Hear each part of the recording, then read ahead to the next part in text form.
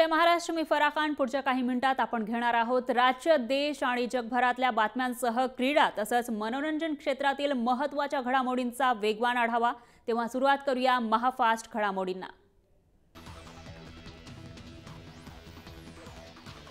नागपूरमध्ये भारताच्या विजयासाठी 6 फुटांची महाअगरबत्ती लावून देवीला विजयाचं साकडं घालण्यात आलंय।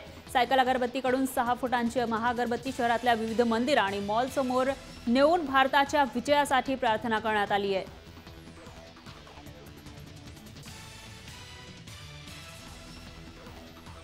भारत आणि पाकिस्तान या दोन प्रतिस्पर्ध्यांमध्ये होणाऱ्या महामुकाबल्यासाठी देशभरात प्रार्थना करण्यात येते। भोपाळमध्ये भारताच्या विजयासाठी होम हवन करण्यात आले, तसंच देशात विविध ठिकाणी भारताच्या विजयासाठी देवाकडे साकडं घालण्यात येतंय।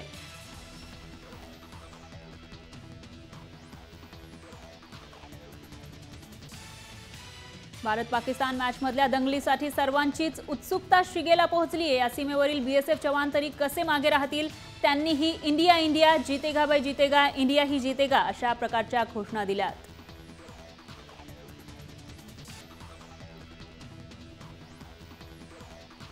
भारत पाकिस्तान मॅचला घेऊन प्रत्येक जण उत्सुक आहे, मात्र खिलाडी अक्षय कुमारने अमेरिकेचं सुट्टी एन्जॉय करत असून ही मॅच जराही मिस करणार नसल्याचं ट्विट करून सांगितलंय। तसंच भारतीय टीमला शुभेच्छाही दिल्यात।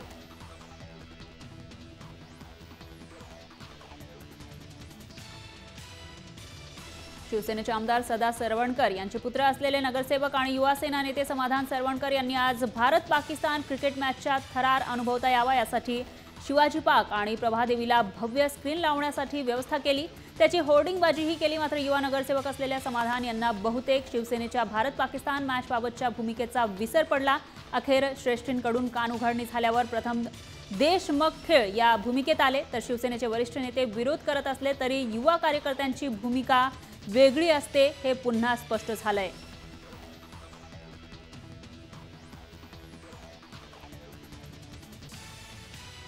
5 जूनला महाराष्ट्र बंद ठेवण्यावर शेतकरी ठाम आहेत। पुणतांब्यातील आठवडा बाजारही बंद ठेवण्यात येणार आहे, तर अजित नवले हे शेतकरी 1 दिवसासाठी आत्मक्लेश करणार आहेत। पुणतांब्यातही एक शेतकरी उपोषणाला बसणार आहे, तर पुणतांब्यात घेण्यात आलेल्या बैठकीत हा निर्णय घेण्यात आलाय। या बैठकीत ठिकठिकाणचे शेतकरी सहभागी झाले होते। पुणतांबा हे शेतकरी संपाचं केंद्रस्थान आहे। 1 जून पासून शेतकरी संपाची हाक सर्वात आधी पुणतांबा गावातून देण्यात आली आहे।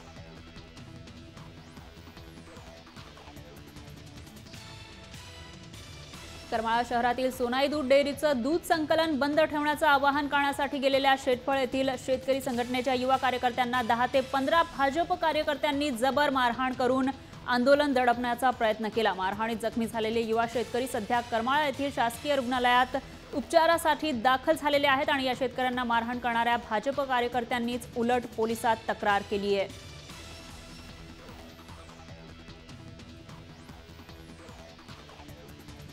नाशिकमधल्या येवला तालुक्यातील सायगावमध्ये संतप्त शेतकऱ्यांनी भाजप सरकारची अंत्ययात्रा काढली आहे। शेतकऱ्यांच्या मागण्या पूर्णपणे मान्य न करता शेतकऱ्यांचा संप मोडून काढल्याच्या विरोधात ही अंत्ययात्रा काढण्यात आली आहे।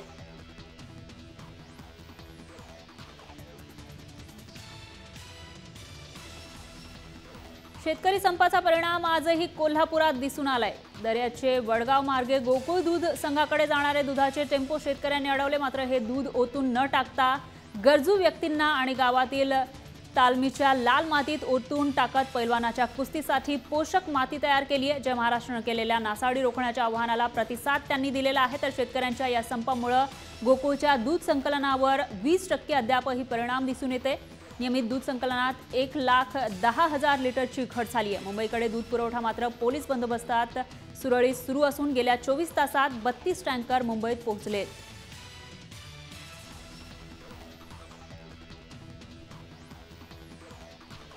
शेतकरी संपाच्या 3ऱ्या दिवशी मुंबई नवी मुंबईतील भाजीपाल्याचे दर गगनाला भिडले। भाजीपाल्याची आवक घटल्याने परिस्थितीचा गैरफायदा घेत विक्रेत्यांनी ग्राहकांना वेठीस धरले, तर सध्या कोथिंबीर 120 रुपये जुडी आणि फरसबी ही 160 रुपये किलोवर पोहोचली आहे। फ्लॉवर, शेवगा, टोमॅटोचे दरही 120 रुपये किलो झालेले आहेत, तर मुंबईकरांना सध्या परराज्यातून येणाऱ्या भाजीपाल्यावर अवलंबून राहावं लागतंय।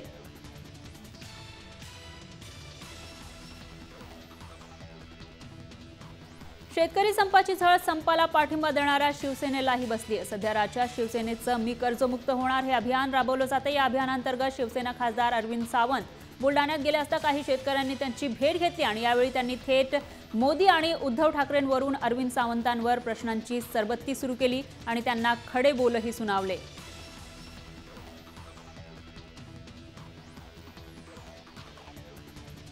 शेतकऱ्यांच्या संपाला विरोधी पक्षाकडून सुद्धा मोठ्या प्रमाणात साथ मिळत असून आज बुलढाणा जिल्ह्यातील जिजाऊंच्या माहेरघर असलेल्या सिंदखेड नगरीत राष्ट्रवादीतर्फे बंद पाळण्यात आला। या बंदला शहरातून चांगला प्रतिसाद मिळालाय, तर काही ठिकाणी दुकानं बंद करण्यासाठी गेलेले राष्ट्रवादीचे नेते, माजी मंत्री राजेंद्र शिंगणे यांच्यासह अनेक कार्यकर्त्यांना पोलिसांनी ताब्यात घेतलंय। त्यामुळे पोलीस प्रशासन शेतकऱ्यांची मुस्काटदाबी करत असल्याचा आरोप राष्ट्रवादीकडून करण्यात आला आहे।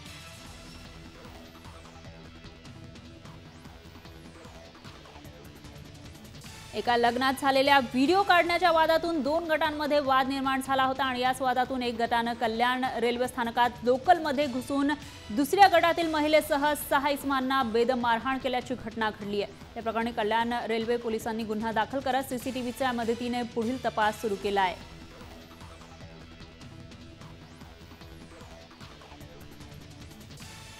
शेतकरी संपात फूट पाडल्याचा आरोप सरकारवर होत असताना सरकारने आता विरोधकांवर पलटवार केलाय। महसूल मंत्री चंद्रकांत पाटील यांनी थेट शरद पवारांवर निशाणा साधला, तर शेतकऱ्यांच्या राजा ही पदवी जाईल अशी भीती असल्याने पवार बेछूट आरोप करत असल्याचं पाटील यांनी म्हटलंय।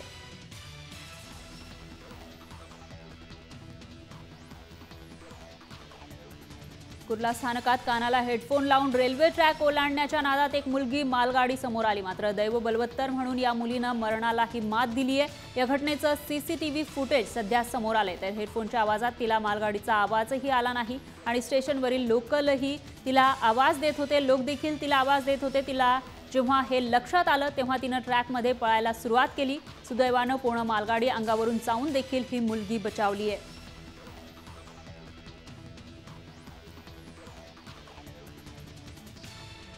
कल्याणपासून हाकेच्या अंतरावर असणाऱ्या पत्री पूल इथं भर वस्तीत नशेचा गोरखधंदा सुरू असल्याचं उघड झालंय। काही तरुणांना याची माहिती मिळताच त्यांनी एका घराजवळ धाड टाकली आणि यावेळी नशेचे पदार्थ विकणाऱ्यांना तिथून पळ काढला, मात्र नशा घेण्यासाठी आलेला एक महाविद्यालयीन विद्यार्थी या तरुणांच्या तावडीत सापडला। या तरुणांनी या महाविद्यालयीन विद्यार्थ्याला पकडून पोलिसांच्या ताब्यात दिलंय।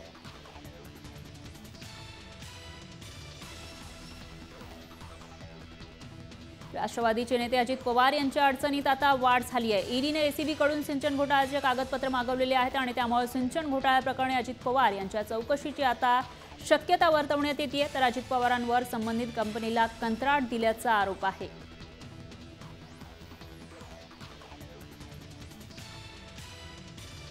शिर्डीतल्या विमानतळ परिसरात शेतकऱ्यांनी तब्बल 70 लाख रुपयांचा गुटखा पकडून दिलाय। विमानतळ परिसरात शेतकऱ्यांचे आंदोलन सुरू असताना गुटख्यानं भरलेला ट्रक संगमनेरच्या दिशेनं शिर्डीला येत असल्याची माहिती शेतकऱ्यांना मिळाली आणि यावेळी शेतकऱ्यांनी तत्परता दाखवत ट्रक अडवला आणि पकडलेला ट्रक पोलिसांच्या ताब्यात दिला।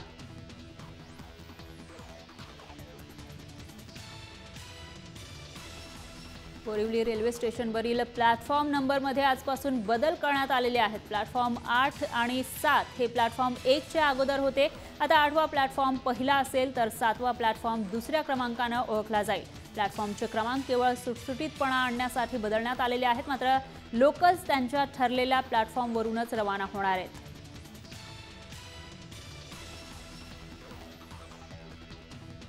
कर्नाटकात गुन्हे दाखल झालेल्या मुंबई बंगळुरू एसटी कर्मचाऱ्यांची केस महाराष्ट्र सरकार लढणार आहे। चंद्रकांत पाटील यांनी ही माहिती दिली आहे, तर जय महाराष्ट्र या घोषणेवर बंदी घातल्यानंतर जय महाराष्ट्रचा लोगो असलेली मुंबई बंगळुरू एसटी कर्नाटकात गेली आणि त्यानंतर कर्नाटक सरकारने या एसटीच्या चालक आणि वाहकावर गुन्हे दाखल केले।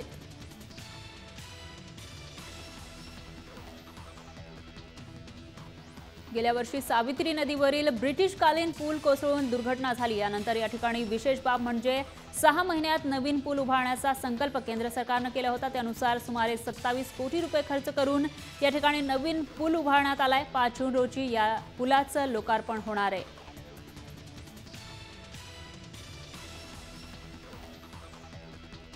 हिंदवी स्वराज्याची राजधानी असलेल्या किल्ले रायगडावर 32 मण सोन्याचं सिंहासन पुनःप्रस्थापित करण्याचा संकल्प शिवप्रतिष्ठान हिंदुस्थानचे संभाजी भिडे गुरुजी यांच्या नेतृत्वाखाली करण्यात आलाय। हा संकल्प पूर्णत्वास नेण्यासाठी आज सकाळी हजारो शिवभक्तांच्या उपस्थितीत किल्ले रायगडावर शपथ घेण्यात आली आहे।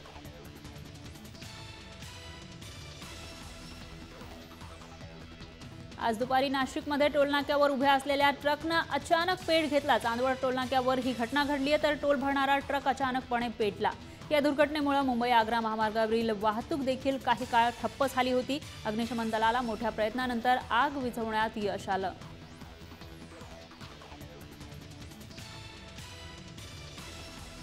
मनमाडमध्ये भरधाव ट्रकने एका गाडीला धडक दिली। अपघातात 2 भाविकांसह गाडीचा ड्रायव्हर ठार झालाय, तर 6 जण जखमी झालेले आहेत। कोपरगावहून येवल्याकडे भरधाव वेगाने ट्रक जात होता। शिर्डी दर्शनासाठी जाणाऱ्या गाडीला हा ट्रक धडकला। येवल्यात हा अपघात झालाय।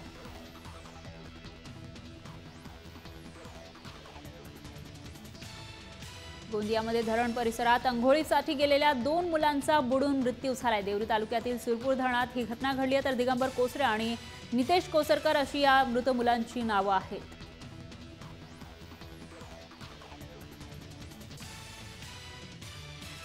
साप आणि मुंगूस या 2 कट्टर शत्रूंमधील फाईट पाहायला मिळाली। फणा काढून फुटकारणाऱ्या सापानं मुंगुसावर हल्ल्याचा प्रयत्न केला, मात्र या लढाईत नेहमीच अग्रेसर असणाऱ्या मुंगुसासमोर सापाला हार मानत माघारी फिरावं लागलंय।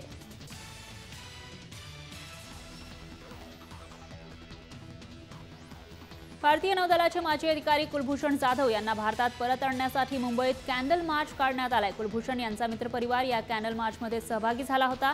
आंतरराष्ट्रीय न्यायालयानं कुलभूषण यांच्या फाशीच्या शिक्षेला स्थगिती दिली आहे। दरम्यान कुलभूषण यांना भारतात लवकरात लवकर परत आणण्याची मागणी या नागरिकांनी केली।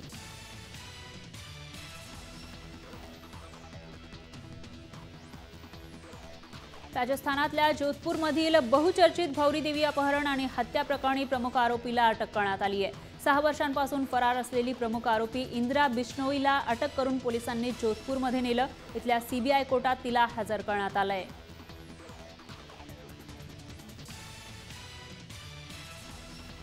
इंदोरमध्ये संतप्त शेतकऱ्यांचं गेल्या 3 दिवसांपासून आंदोलन सुरू आहे। या संतप्त शेतकऱ्यांनी रात्रीच्या दरम्यान पोलिसांवर दगडफेक केली आहे। यावेळी काही वाहनांनाही जाळण्यात आले, तर या घटनेत 2 पोलीस कर्मचारी जखमी झालेत। या आंदोलकांवर पोलिसांनीही लाठीचार्ज केलाय, त्यामुळे या ठिकाणी तणावाचं वातावरण पाहायला मिळालं।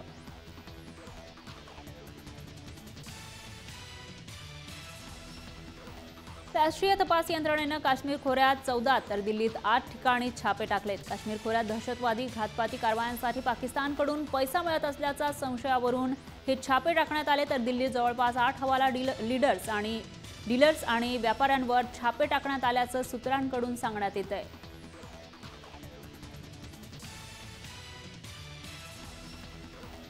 कर्नाटकातल्या मंगळुरू किनारपट्टीजवळ नौका उलटली आहे। उल्लाल इथं ही घटना घडली आहे। त्यातून 19 जणांची सुटका करण्यात तटरक्षक दलाच्या जवानांना यश आले, तर अजून 33 जण या ठिकाणी अडकलेले असल्याची माहिती समोर येते।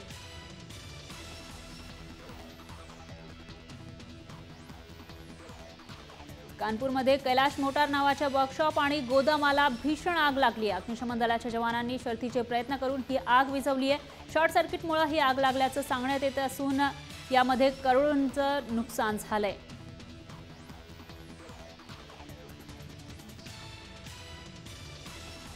उत्तर प्रदेशमध्ये महिला असुरक्षित असल्याचं पुन्हा एकदा समोर आलंय। हरदोईमध्ये एका तरुणानं भर रस्त्यात तरुणीची छेड काढली आणि मुलीनं त्याला प्रतिकार केला असता या रोमिओनं तिला मारहाण केली आहे। हा सगळा प्रकार सीसीटीव्हीमध्ये कैद झालाय। महिलांची छेड काढणाऱ्या तरुणांवर कारवाई करण्यासाठी उत्तर प्रदेश सरकारनं अँटी रोमिओ पथकाची स्थापना केली आहे, मात्र तरीही या ठिकाणी छेडछाडीच्या घटना समोर येत आहेत।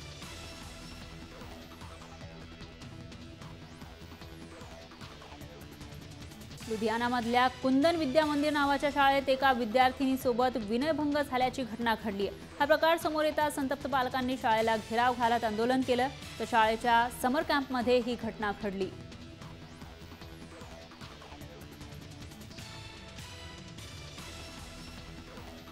लखनौमध्ये एका जंगलात भीषण वणवा पेटला होता। या आगीमुळे जंगलातील वनसंपत्तीचं प्रचंड मोठं नुकसान झाले। दरम्यान ही आग नियंत्रणात आलेली आहे, मात्र या आगीचं कारण अद्यापही स्पष्ट झालेलं नाही।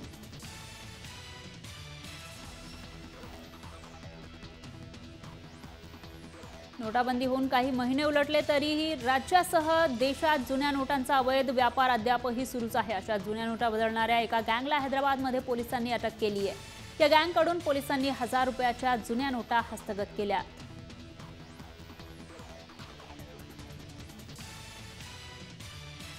हरियाणातल्या भिवनीमध्ये एका बँकेबाहेर तरुणाची पैशांची बॅग लुटल्याचा प्रकार समोर आलाय। ही घटना सीसीटीव्हीमध्ये कैद झाली आहे। बाईकवर असलेल्या या तरुणाच्या बॅगेत 4 लाख रुपये होते। घरातल्या लग्न कार्यासाठी हे पैसे त्यानं बँकेतून काढले होते, मात्र बँकेबाहेर दबा धरून बसलेल्या एका बाईक स्वारानं ही बॅगच पळवून नेली आहे।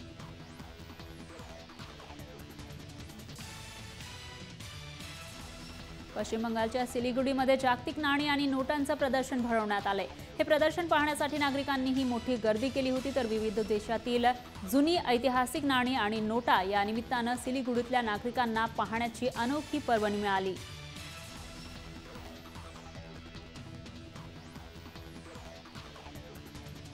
पंतप्रधान नरेंद्र मोदी 4 देशांच्या दौऱ्यावरून परत आले। जर्मनी, स्पेन, फ्रान्स आणि रशिया या 4 देशांच्या दौऱ्यावर मोदी गेले होते। द्विपक्षीय आर्थिक संबंध मजबूत करून भारतात परदेशी गुंतवणूक आकर्षित करण्यासाठी मोदींनी या देशांना भेटी दिल्या।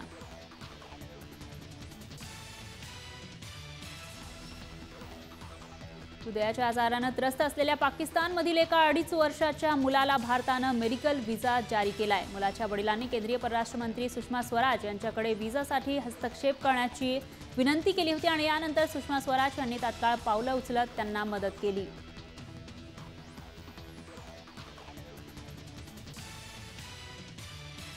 भारतीय लष्कराच्या 4 कर्मचाऱ्यांच्या चमूनं ऑक्सिजन सिलेंडर न वापरता माउंट एव्हरेस्ट शिखरावर यशस्वीरित्या चढाई केली आहे। तर प्राणवायूच्या अतिरिक्त पुरवठ्याशिवाय जगातील सर्वोच्च शिखरावर चढाई करणारा हा पहिला चमू ठरला आहे।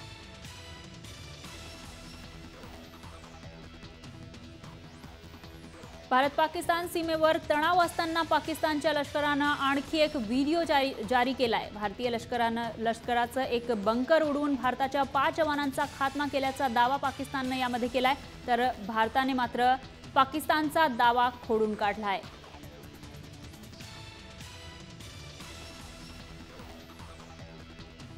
भारत आणि चीन यांच्यामध्ये सीमा क्षेत्रावरून वाद असला तरीही त्या वादाचं पर्यवसन मागील 40 वर्षात कधीही सशस्त्र संघर्षात झालेलं नाहीये।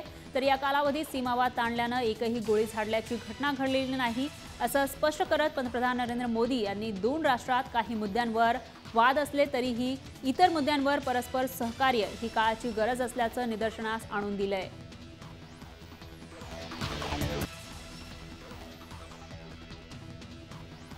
अंटार्क्टिका खंडातील प्रचंड मोठ्या हिमपर्वतावर पडलेल्या दरीत मागील 6 दिवसात 17 किलोमीटरनं वाढ झाली असल्याची माहिती प्रोजेक्ट मिडासच्या संशोधकांनी ही माहिती दिली आहे। तर ही दरी अधिक 13 किलोमीटरने वाढल्यास या हिमपर्वताचं विभाजन होऊन दक्षिण ध्रुवातील सर्वात मोठ्या हिमनगाची निर्मिती होणार आहे।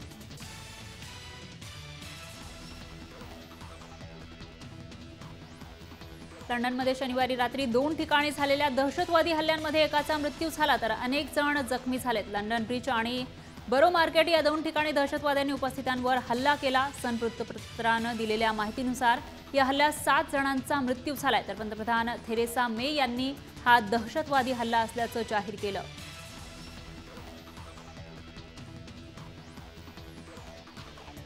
अफगाणिस्तानमधील खैरखाना परिसरातील स्मशानभूमीजवळ 3 स्फोट झाल्याचं वृत्त आहे। अफगाणिस्तानच्या स्थानिक वृत्तवाहिनीनं हे वृत्त दिलंय, तर या स्फोटामध्ये किमान 12 जण ठार झालेत। ज्यावेळी हा स्फोट झाला त्यावेळी स्मशानभूमीमध्ये सिनेटर एजाज दयार यांच्या मुलाला दफन केलं जात होतं।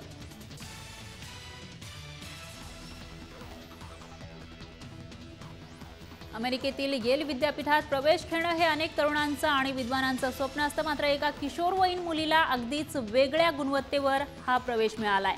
पिझ्झाची ऑर्डर देण्याबाबत तिनं लिहिलेल्या एका निबंधामुळे ती आता या विद्यापीठाची विद्यार्थिनी बनणार आहे।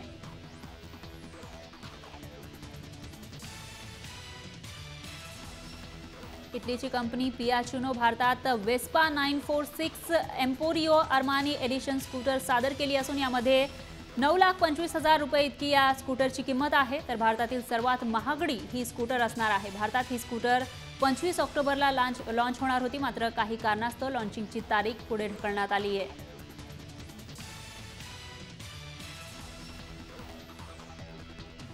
एकीकडे चॅम्पियन्स ट्रॉफीमध्ये भारत आणि पाकिस्तान यांच्यात सुरू असलेल्या लढतीची देशात चर्चा असताना भारताचा आघाडीचा बॅडमिंटनपटू बी साई प्रणीतनं थायलंडमध्ये देशाचं नाव उंचावलंय। साई प्रणीतनं जबरदस्त खेळाचं प्रदर्शन करत थायलंड ओपनमध्ये पुरुष एकेरीच्या विजेतेपदावर कब्जा केलाय।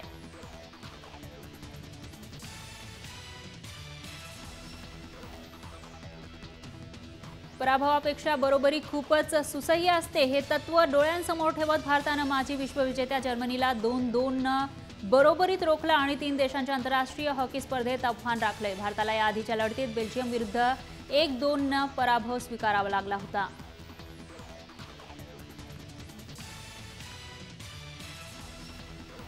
विशेष प्रवेशिकेद्वारे मिळालेल्या संधीचा लाभ घेत नितीन कुमार सिन्हानं आशियाई कुमार टेनिस स्पर्धेतील मुलांच्या एकेरीत तर मुलींमध्ये महाराष्ट्राच्या मिहिका यादवनं अजिंक्यपद पटकावलंय।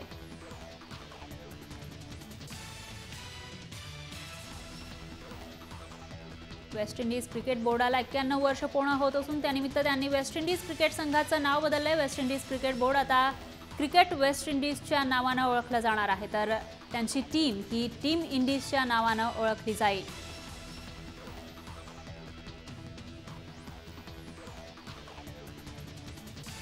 अभिनेत्री ऐश्वर्या राय बच्चन दिग्दर्शक राकेश ओमप्रकाश मेहराच्या आगामी सिनेमा फेनी खानमध्ये झळकणार आहे। या सिनेमाची निर्मिती अनिल कपूर करणार आहे।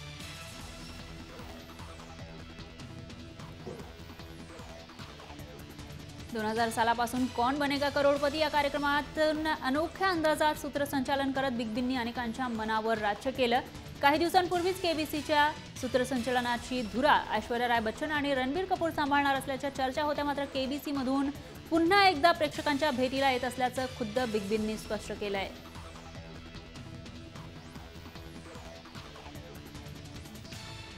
शाहिद नेहमीच त्याच्या सोशल मीडिया अकाउंटवरून मिशाचे फोटो शेअर करत असतो। सध्या तो पद्मावती चित्रपटाच्या चित्रीकरणामध्ये व्यस्त आहे, मात्र शक्य तितका वेळ तो मिशासाठीही राखून ठेवतो। शाहिद त्याच्या मुलीसोबतच्या काही सुरेख क्षणांचे व्हिडिओ पोस्ट करून एक प्रकारे मिशाच्या बालपणाच्या प्रवासामध्ये सर्वांनाच समाविष्ट करून घेतोय असंच म्हणावं लागेल।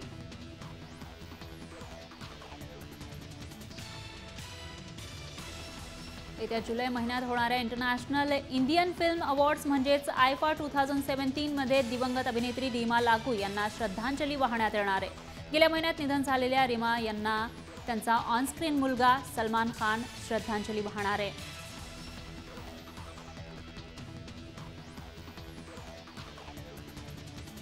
90च्या दशकात आलेल्या माहेरची साडी या चित्रपटानं लोकप्रियतेचा आणि उत्पन्नाचा उच्चांक गाठला होता। मराठी रसिकांच्या मनावर, विशेषतः महिला रसिकांच्या मनावर अधिराज्य गाजवणाऱ्या या चित्रपटाचा आता लवकरच सिक्वेल येणार आहे। दिग्दर्शक विजय कोंडके या चित्रपटाचा दुसरा भाग निर्माण करतायत।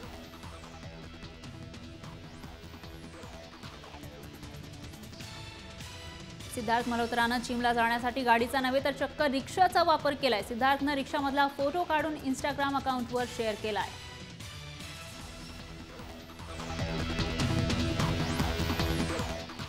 यासोबतच महाफास्टमध्ये वेळ झाली, इथेच थांबण्याची। तुम्ही पाहत रहा जय महाराष्ट्र।